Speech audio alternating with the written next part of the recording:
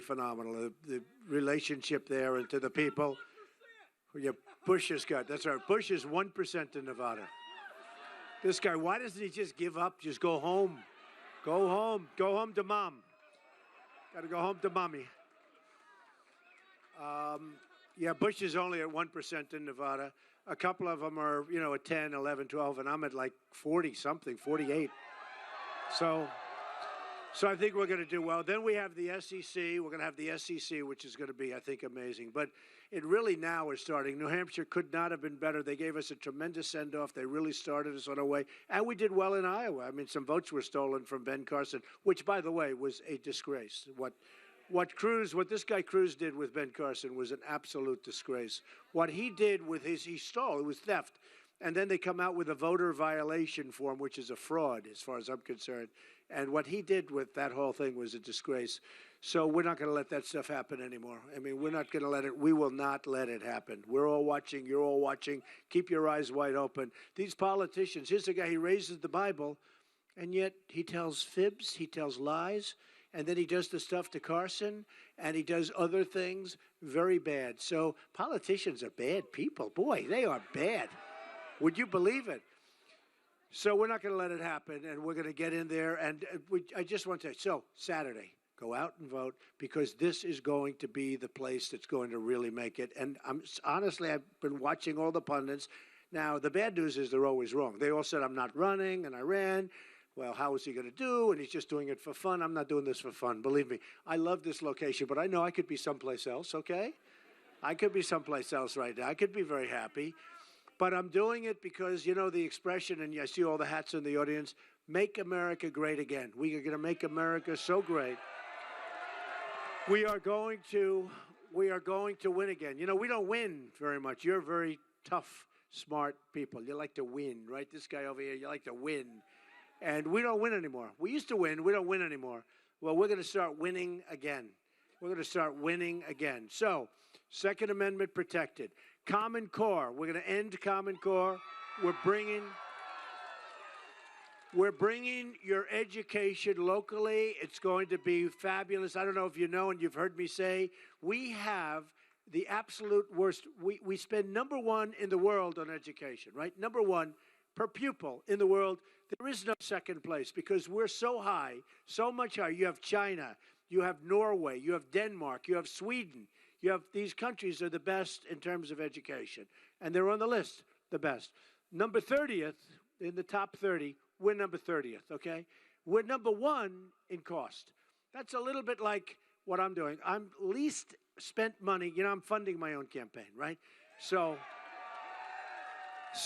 I don't have a lot of the people coming to me, the drug companies and all because if you would see the kind of waste, fraud, and corruption in the United States, a lot of it isn't really waste, fraud, and corruption. It's the fact that people that are running against me and people in the Senate, people in Congress, they have tremendous power because they have people giving them unbelievable campaign contributions and their special interests, and they do what those people want. And that's one of the reasons our budgets are out of whack, the military's out of whack, the military orders equipment they don't even want, and the stuff they do want they don't get because the company that makes that equipment is like, it's not politically adept, and companies that really are, they make the equipment we don't want. It's going to all change because I'm not getting money from any of these people. I don't give a damn. I mean, we're going to do the right thing. We're going to do the right thing. We're going to do absolutely the right thing. I tell you a little story. So the drug companies, we are the largest purchaser of drugs in the world, the United States. We put more, which makes a lot of sense, I guess, but we purchase more drugs to make you better, drugs to make you better. Not the kind of drugs that come over the southern border, which we're going to end, okay? We're going to stop. We're going to build a wall, yep. Folks, by the way, we're going to build the wall, and who's going to pay for the wall? That's right, you better believe it. We have a trade deficit with Mexico of $58 billion. And these characters come up, these politicians that I'm running against, you don't really think Mexico's going to pay for the wall? I said, absolutely, 100%. They said, how are you going to get Mexico to pay? And I don't want to go into it because they won't understand it. I mean, they have no concept of business. They have the $150 billion we gave to Iran, these people have no concept. We have a $58 billion trade deficit with Mexico, okay? The wall's going to cost $12 billion, maybe less. If I build it, it'll be taller, better, and less, okay? So you think of this. So they say, how are you going to possibly do it? They make so much money, plus we give them subsidy. They make so much money from the United States, it's going to be one of the easy things. And I don't know if you heard, one of the presidents or ex-president of Mexico held a news conference. He said, we will never, ever, ever pay for the wall. And the press called me. They said they will never pay for the wall. I said, who was it? Calderon. He's very nice, good guy. He said, tell him the following. The wall just got 10 feet higher. Mira, got 10 feet higher. Yeah, they're going to pay for it. And I get along great with Mexico. The problem is, I mean, they buy apartments. I have hundreds and hundreds and even thousands of workers, Hispanics I'm doing great with. We have such an amazing relationship with Hispanics, and they're great people. The problem is the leaders of Mexico are too smart for our leaders. They're too smart. They're too cunning. You look at what's going on. It's unbelievable. The border is a disaster. It's a sieve. It's like people flow over. Not going to happen anymore, folks. People can come into our country, but they're going to come in legally. They're going to come in through a process. They're going to come in. They're going to come in legally. So with trade, we're going to solve the trade problem. I don't know if you saw Carrier Air Conditioner announced 2 days ago they're moving to Mexico. Nabisco, they're moving their big plant from Chicago to Mexico. Ford, they're moving this massive complex. They're building $2.5 billion plant, and now they just announced they're building it bigger. I've been talking about this for 2 years. Yesterday, the Wall Street Journal, they announced they're building it bigger. In other words, they're doubling down. You know why? Nobody does anything about it. I'm going to do something about it. So I watched. Somebody said, what would you do about Carrier? Because that was a sad case. Somebody used their cell phone, and they would tell them, you know, you're out of work, you're out of jobs, you forget it, it's over. We're moving to Mexico. And the people are crying, grown men that have been there for a long time, really incredible people. And they're crying, and they're devastated, and they lost their job. They've never had another job, and now this whole thing's moving to Mexico. And they said, what would you do? I said, tell you what I'm going to do. Because, you know, they talk about free trade. I'm a free trader. But I say, if I put a tax on these characters, these, idiots, they're like stupid. They say, Donald Trump is not a true conservative because he taxed. We got to make, it's got to be fair stuff, folks. It's got to be fair. I'm a conservative person. Hey, I'm the most conservative on the border. I'm the most conservative with the military. Nobody's tougher than me. I'm the most conservative. We are going to make our military so big, so strong, so powerful. Nobody's ever going to mess with us, folks. We won't have to use it. I'm the most conservative on taking care of the vets. Our vets are treated horribly. We're going to take care of them. I'm the most conservative on Common Core. We're ending Common Core. I told you that, and we're moving it locally. And nobody is more conservative, and we call toughness, but nobody is more conservative on the Second Amendment. So all of these things. But with Carrier, so they have in, and they're coming across, and they're going to build a plant and probably get some subsidies from Mexico. We probably even give them subsidies. They probably have the United States giving subsidies to move out of the country. That's how stupid it is, and that's how stupid we're run. So what happens is they say, what would you do? I said, very easy. We call them. We say, let's have a meeting. Here's the story, folks. You're moving to Mexico, congratulations. But if you don't say the United States, you're going to have a problem. But here's what you do. You want to move to Mexico, build your factory. It's going to be wonderful. Hire your people. They're not from the United States. All those people are now looking for jobs, and those are good jobs. We're hiring a lot of part-timers now. We're hiring, and the numbers are totally phony, the 5%, totally phony numbers. So I say, here's what we're going to do. Very simple. You build your plant in Mexico, enjoy yourselves, and you're going to sell air conditioners and just have them cross the border and sell them to the United States? No, you're going to pay a 35% tax on every air conditioner. It's true. It's the only thing you can do. And you know what? It's the only thing you can do. There's nothing else, because otherwise how are you going to get them to stop? And then you have the devaluations with China, the all-time. They're like grand chess masters or these people are the greatest in history.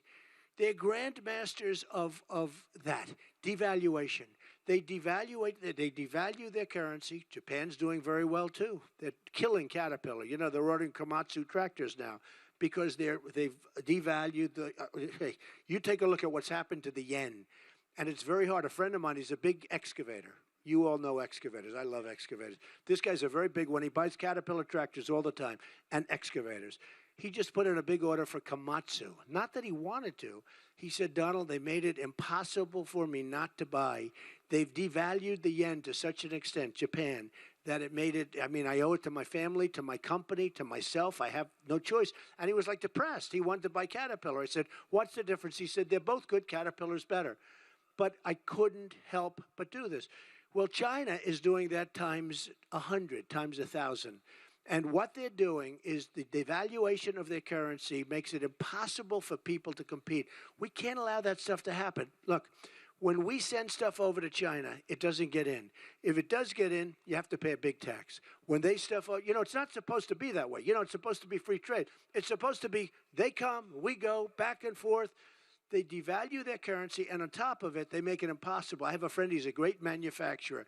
He said it's virtually impossible to get his goods, and he makes better stuff than they do. He can't get his goods into China. When he does get them in, he has a tax to pay. I have a friend who actually bought an airplane, and he can't get it into China because the tax is so massive. He's going to sell it now at a big loss, okay? Well, and think about Boeing. By the way, think about Boeing. Boeing is building plant over here.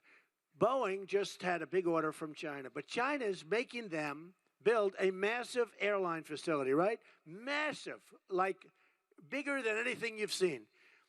Okay, you feel good about Boeing right now? Tell me in 5 years, unless I'm president, you'll be fine. Don't worry about it. But tell me in 5 years you're going to feel good about Boeing, because I'll tell you what's happening. They are going to build that plant. They're building it. It's going to be finished soon. But they're going to build that plant. They're going to devalue the hell out of their currency. And all of a sudden, you'll be reading a big front page story all over the place that Boeing's going to leave, right, South Carolina. They're going to make all their planes in China because that's what they do. That's what they do. And our leaders aren't smart enough to stop it, okay? I have Carl Icahn endorse me, great businessman, very rich guy, very, very successful. If I told Carl, do me a favor, I want you to watch over China trade. We're going to be in great shape. We have right now people that have no concept of what they're doing. They have no concept of what they're doing. They're political hacks. I mean, that's what they are. They're political hacks. And these are the people that are negotiating with these people from China. And again, China likewise. I get along great with China. Largest bank in the world, my tenant. They buy condos for tens of millions of dollars. I have the Bank of America building in California. I own a big chunk of that. I got that through China, through a very complex set of transactions, but through China. I mean, I think China's terrific. I'm not angry at China. I'm angry at our leaders for not being able to compete with China. I'm not angry. So we're going to get things changed around. We're going to use our best people. We're going to be so smart, and we're going to start winning again. We're going to have strong borders. We're going to have strong military. We're going to take care of our vets. We're going to have such great trade deals. We're going to win again. We're going to win again. We're going to win so much. And, and by the way, we're going to get rid of ISIS, and we're going to get rid of them fast. I was against the war in Iraq from the beginning. I was against the war in Iraq. We shouldn't have done it. We did it. Then Obama got out the wrong way. We shouldn't have done Iraq. We did it. It destabilized the Middle East. Exactly. If you go back, you could see 2003, 2004. I said it's going to totally destabilize the Middle East because you had Iran and Iraq. And they were the same militarily. They'd fight, boom. Then they'd rest. Then they'd fight for years and years and years. They were the same. We decapitated Iraq. And now Iran is taking over. Not only do they get the $150 billion, maybe the worst transaction I've ever seen negotiated. No, done by the famous Obama administration. The worst, the dumbest, one of the dumbest deals I've ever seen, man. We get nothing. We should have gotten those hostages before we started even negotiating, not now. We should have gotten them years ago. But if you look at what's going on, and now on top of that, we gave them Iraq because Iran is now taking over Iraq. It's just taking it over. So here's what we did. We spent $2 trillion, thousands of lives lost, wounded warriors who we all love all over the place. They're the best people, the most incredible. They're tougher than all of us, these people. I mean, what they've gone through. So the wounded warriors all over the place. You know what we have? Nothing. We have nothing. We have absolutely nothing. So here's what we're going to do. We're going to change things around. We're going to be smart. And we have to We'll do what we have to do in terms of ISIS and all, but we have to start rebuilding our country. We have $4 trillion in the various places. $4 trillion, not going to happen anymore. We're going to have a strong military, but we have to rebuild our roads, our bridges, our tunnels, our schools, our hospitals. I mean, our country's like a third world country. You go over to Qatar and you go over to some of these places in the Middle East. You go to China, you see the airports, you see the bridges. They have bridges that are so incredible, you've never seen anything like it. They have railroad trains that go 350 miles an hour. And we have things that go chug, chug, chug, like from 100 years ago. We've become like a third world nation because we're fighting everybody else's battles. And remember this, we are like the policemen of the world. But we don't get paid anything. We protect Germany. We protect Japan. Do you know that in Japan, if we get attacked, we have a treaty with Japan. If we get attacked, they don't have to do anything. If they get attacked, we have World War III. We have to protect them, okay? I mean, who makes these deals? We protect, as an example, South Korea. You have a maniac right next to him, right? But we protect South Korea. So every time we order televisions, they come from South Korea. They make a fortune. We protect South Korea. Let me tell you something. Why aren't they paying? They pay peanuts for what we do. Every time this guy, raises his head, we see our ships start to sail, our soldiers get ready. We have 28,000 soldiers at the border. So we take care of the world. We don't get it. Saudi Arabia, before the oil went down, they were making $1 billion a day. $1 billion a day. And we rent space so that we can help them. We rent military bases. We pay rent. And yet without us, they wouldn't last for 2 weeks. They'd be gone. So we're going to change all that stuff, folks. I mean, we want to be good. We want to be fair. We want to have heart. And we're not going to let these Syrian folks in that we don't know who they are. We don't know where they come from. They're not coming into this country. They're not coming in. You have a lot of them. I don't know if you know it. You have a lot of them moving to South Carolina. I don't know. Have you heard this? And you ought to tell your governor, don't let them move to South Carolina. You don't want them in South Carolina. And I know they'll say, well, we have nothing to do. We're state government. Let me tell you something. If a governor from a state didn't want to have them, I don't care what it says, you don't have to have them. But we don't know where they come from. We want to help them with safe zones. We want to get the Gulf states to pay. I don't want to pay. We owe $19 trillion. We owe enough. We can lead it, but let the Gulf states, they have so much money, they don't know what to do with it. Let them build safe zones. Look at what's happening in Germany. It's a mess. Look at Sweden. Look at Brussels. I mean, Brussels, you go there 20 years ago, 15 years ago, was incredible. So when I call for moratoriums and I call for this, first I get hit with tremendous heat, right? Then everybody sort of says, he's right. Same thing on June 16th, I announced, got to stop illegal immigration. The heat I took was unbelievable.